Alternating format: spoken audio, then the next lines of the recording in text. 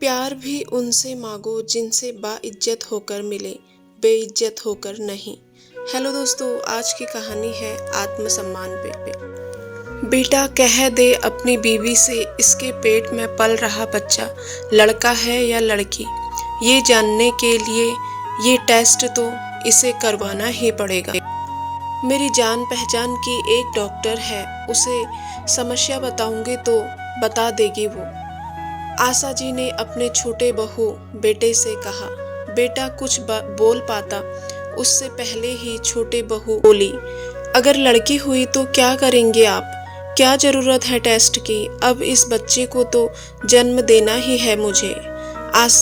आशा जी तुनक कर बोली, बिल्कुल नहीं, अगर लड़की हुई तो बिल्कुल जन्म ना देगी तो उसे।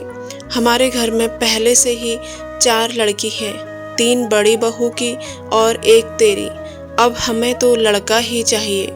अगर तेरी कोख में लड़का हुआ तो ठीक, नहीं तो तुझे बच्चा गिराना पड़ेगा।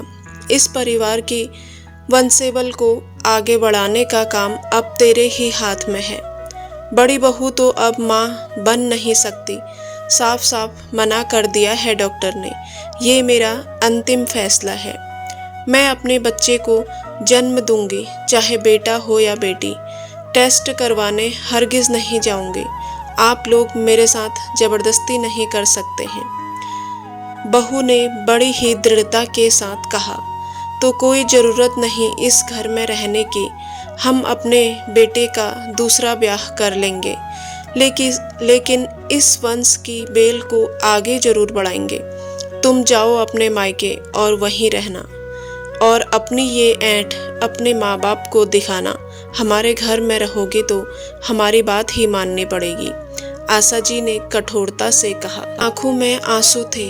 वह अपने पति की तरफ देख रही थी कि वह कुछ बोले, लेकिन आशा जी का इतना खौफ था कि दोनों बेटों की कुछ बोलने की हिम्मत नहीं होती।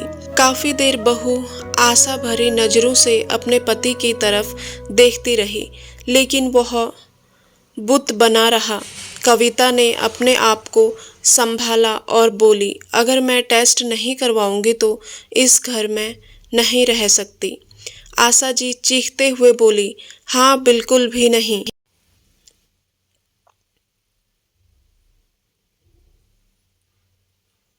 कविता ने कहा, तो सुनिए, मैं टेस्ट नहीं करवाऊंगी, हरगिज नहीं करवाऊंगी, और अपने बच्चों को अपने दम पर पालूंगी।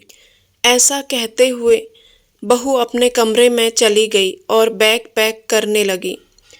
आशा जी ने अपने बेटे को बहू से मिलने भी नहीं जाने दिया।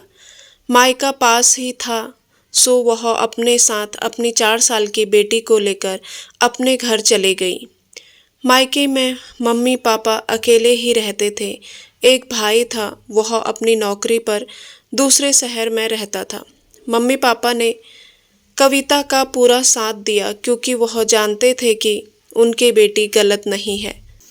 कविता ने अपने आप को संभाला और फिर वह दिन भी आ गया जब उसने एक हष्ट-पुष्ट बेटे को जन्म दिया। कविता ने बेटे को जन्म दिया है, ये सुनकर आशा जी कविता के मायके आ गई और कविता के मम्मी पापा से अपनी बहू को घर वापस ले जाने के लिए कहने लगी। बच्चे का नामकरण नहीं हुआ था, सो कविता अलग कमरे में थी। कविता की माँ ने कहा, बिटिया तेरी सास और दामाद जी तुझे अपने घर लेने आए हैं। कविता मुस्कुराई और बोली, माँ वो लोग मुझे नहीं, मेरे बेटे को लेने आए हैं। उनके वंश को आगे बढ़ाने का जरिया जो बनेगा।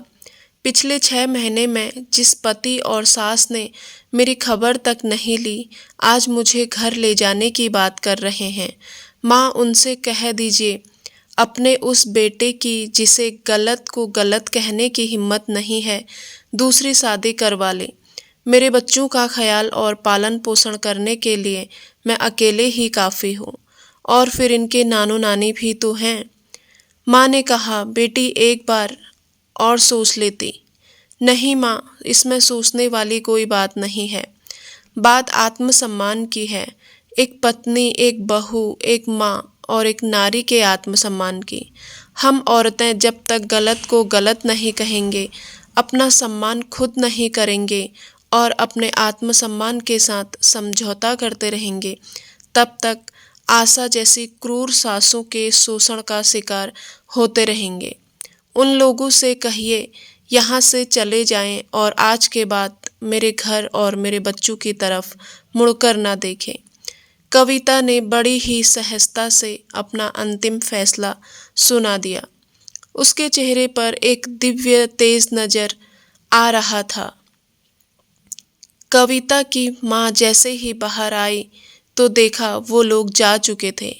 पापा से पूछने पर पता चला कि वे दोनों कविता से ही मिलने गए थे, लेकिन थोड़ी देर बाद ही आशा जी गुस्से में तमतमाती हुई चली गई। मैंने पूछा भी लेकिन वह कुछ बोली ही नहीं। दामाद जी भी उनके पीछे पीछे चले गए।